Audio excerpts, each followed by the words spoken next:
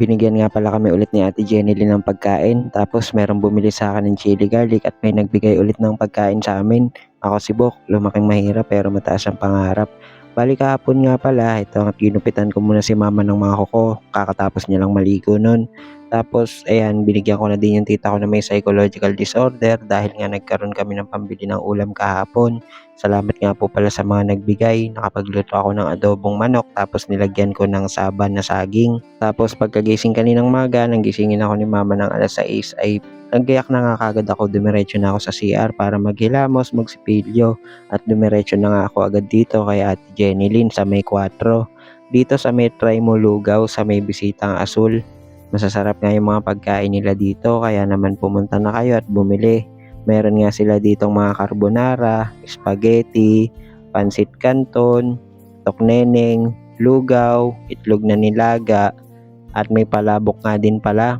Tapos hindi na kayo mahihirapan kasi nakatakal na yan. Si Ate Jenilyn nga pala ay kaklase ng tito ko na si Kuya Abe o si Javier pa din. Bali maaga nga siyang pumanaw gawa nang nagkaroon siya ng sakit, leukemia naman. Tapos eto, shoutout din pala kay Ate Laila. Bali siya nga pala yung laging pinupuntahan ni mama dati nung nakakalakad pa. Meron kasi silang kasama ng kababaihan dati. Tapos pag uwi ko ay tulog pala ulit si mama. Hindi nga kasi siya nakakatulog ng gabi gawa ng may masakit sa katawan niya, kumikirot yung paa niya dahil sa pamamanas. Tapos may mga butlig pa na may lumalabas na mga tubig. Kaya yan, ginising ko siya pagdating ko para nga mapakain na ng almusal. Tapos pinapakita ko nga sa kanya yung mga binigay sa akin. Papainumin ko din kasi siya ng gamot pagkatapos. Then pwede na siya ulit matulog.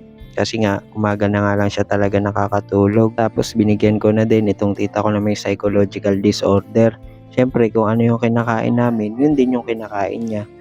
Ang hirap naman kasi kapag magkakasakit pa siya ng iba, edi mas lalong hindi na namin makakayanan na makasurvive pa araw-araw. Tapos, ayan nga, naglaba siya. Pinakialaman niya yung mga labahin ko sana. Hindi na naging maayos yung paglalaba niya, tapos umulan pa. Kaya ang ending, uulitin ko na naman. Tapos eto, nag-order nga pala sa atin ng 3 chili garlic. Bali, ito na lang kasi yung natitira ko sa mga nagawa ko noong June 29. Matagal naman yung expiration nito kaya pwede pa. Meron pa ako ditong available na 6 na piraso. Kaya sa mga gusto pa pong umorder para may pandagdag din kami sa panggastos ay bili na po kayo. Shoutout din pala dito kay Ma'am Mean at siya nga yung pumikap ng order sa akin ni Ma'am Marita. Salamat din po sa tip at dun sa underpads na binigay nyo para kay Mama. Tapos eto, pumunta na ako ng Bambang Dos kasi nga hinahanap ko na yung bahay ni Ma'am Iche. Ayan, salamat po talaga ng marami sa inyo dahil ang dami nyo rin binigay sa amin na pagkain. So paano? Hanggang dito na lang itong video natin na to. Nagpapasalamat po talaga ako ng sobra sa inyo.